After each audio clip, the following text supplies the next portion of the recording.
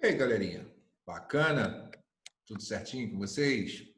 Tem que acostumar a olhar para cá. Eu fico olhando para vocês aqui, por isso que eu apareço de lá. Certo? Hoje vamos fazer uma revisão, também dividida em duas aulas, sobre expansionismo comercial e marítimo europeu. Tranquilo? Vamos navegar hoje. Então vamos lá, para não perder tempo, quais são os fatores que permitem essa expansão marítima, ou seja, essas navegações oceânicas, né, inicialmente atlânticas? Era necessário se preparar e ter causas bem claras, bem definidas para você se aventurar naquele lugar que talvez fosse o mais perigoso da Terra, né? Então, da Terra enquanto planeta, no caso, tá certo?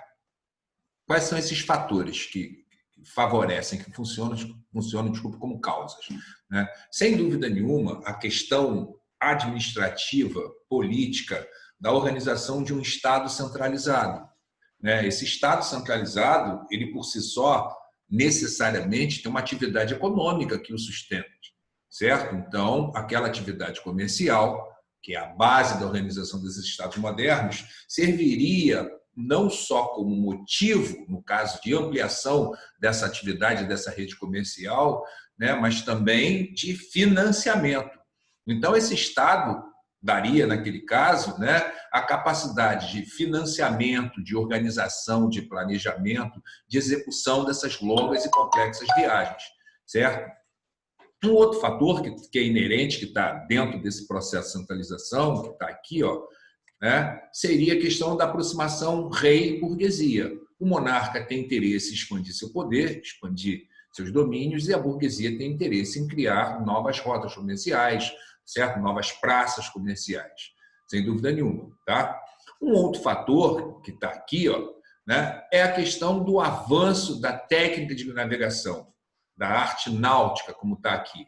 E necessariamente você tem que lembrar de um processo, né, chamado renascimento, do desenvolvimento do racionalismo, do empirismo, do cientificismo, né, confecção de novos mapas, uma concepção de uma terra esférica, que por incrível que pareça hoje tem gente dizendo que ela é plana, né, aquele papo de doido, certo? Então, moçada, vocês têm que lembrar disso. Num determinado momento, esses estudos avançados naquelas áreas, né, de geografia, de cartografia, né, e também de navegação, porque a gente pode lembrar da criação da caravela, de instrumentos como a bússola, como o astrolábio, como a balestrina, certo? Então, isso favorece, né, o desenvolvimento dessa atividade náutica, sem dúvida nenhuma, certo? Uma outra questão aqui mencionada, e muito importante, é a questão da economia. E lembramos, num determinado momento, essa ligação econômica entre o Oriente, que ofertava importantes produtos para esse comércio europeu, né, se fazia através, normalmente, do Mar Mediterrâneo. E a partir da tomada de Constantinopla pelos turcos otomanos, no século XV, essa rota ela fica um pouquinho mais difícil, porque os turcos vão estabelecer, né, um embargo econômico aos europeus.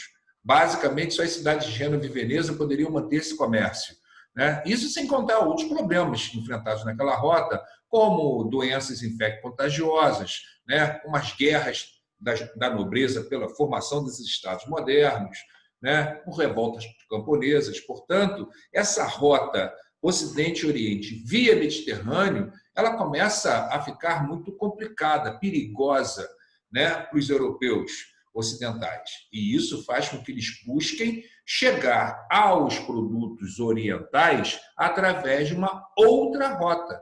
Essa é a questão crucial da expansão marítima. Se eu não posso acessar esses produtos importantes para manutenção e desenvolvimento do meu comércio pela rota anterior, porque ela apresenta graves problemas, no caso anterior é a Mediterrânea, eu preciso chegar onde eu quero, ou seja, nesses produtos orientais, por um outro caminho, por uma outra rota, certo?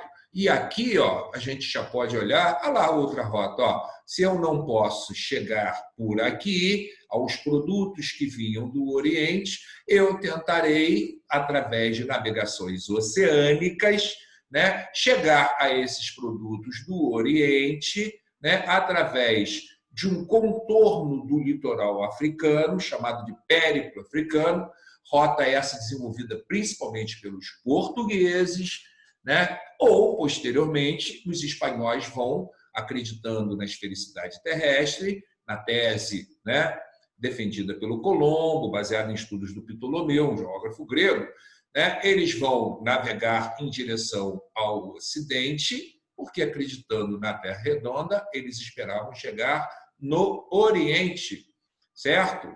Só não contaram para Colombo que no meio do caminho havia uma pedra gigantesca chamada América, certo? Essa é a questão. Tá? Então, essa é a questão crucial das grandes navegações. Eu preciso acessar produtos importantes para a manutenção do comércio europeu, né? E esse momento aqui, desculpe, esse caminho aqui mediterrâneo, num determinado momento, ele passa a não ser mais interessante, digamos assim. Então, vamos chegar por outro caminho, lembrando que não tem avião ainda, certo? Fácil de entender, né? Então, vamos voltar aqui para as causas dessa expansão. Tá? Tem uma outra questão também que motiva, certo? Olha lá, ó, o enfraquecimento da nobreza feudal, o fortalecimento da burguesia mercantil. Já citei o fortalecimento dessa burguesia, certo? Ela tem interesse em manter o desenvolvimento do comércio. Ela tem interesse em acessar fontes minerais para cunhagem de moedas. Ela tem interesse em desenvolver novas rotas, certo? E chegar a novas praças, áreas comerciais. Essa é a questão. O enfraquecimento da nobreza feudal tem a ver com a formação desse Estado moderno, onde esses nobres eles vão passar a ver obediência a esse monarca, a esse chefe de Estado, digamos assim. Alguns precisam de terras, né? Então, a expansão marítima, nesse caso, funciona ou para você tentar, digamos assim, fugir, entre aspas, da autoridade, da supremacia desse rei, como para outros nobres para ter possibilidade de enriquecimento em outras paragens, colocamos assim, certo?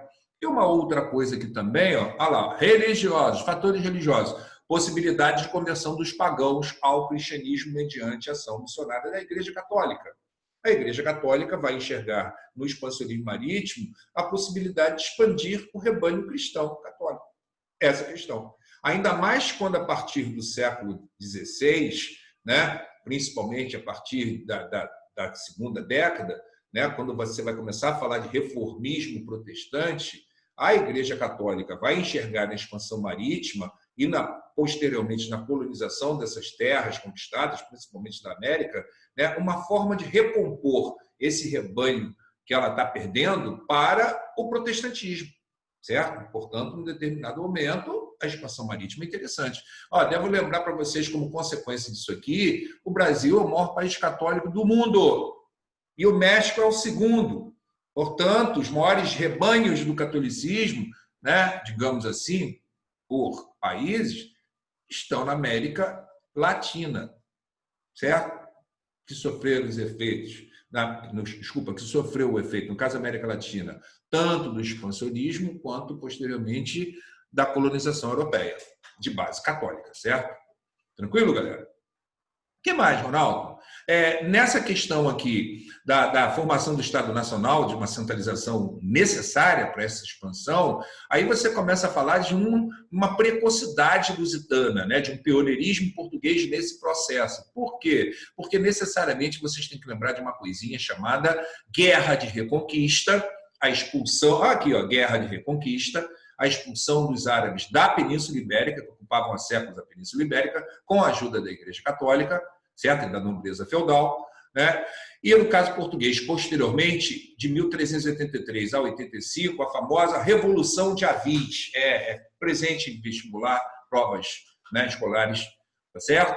Revolução de Avis, quando uma nobreza portuguesa, certo? Uma nova dinastia, no caso Avis, ela vai se sobrepor à nobreza espanhola, ela garante sua soberania frente à nobreza espanhola e, posteriormente, ela se aproxima, certo? Ela, nobreza de Avis, certo? Ela se aproxima da classe comerciante portuguesa, portanto, de sua burguesia. Aqui, ó, a aliança rei-burguesia. Isso fica bem claro na história de Portugal, a partir da Revolução de Avis, né? Quando aí você tem digamos, a fome com a vontade de comer em relação à expansão. Por quê? Porque aí esse Estado, que tem essa capacidade de organização, de execução e planejamento, começa a contar também com essa capacidade de financiamento certo? Por parte da classe burguesa portuguesa, lusitana, no caso.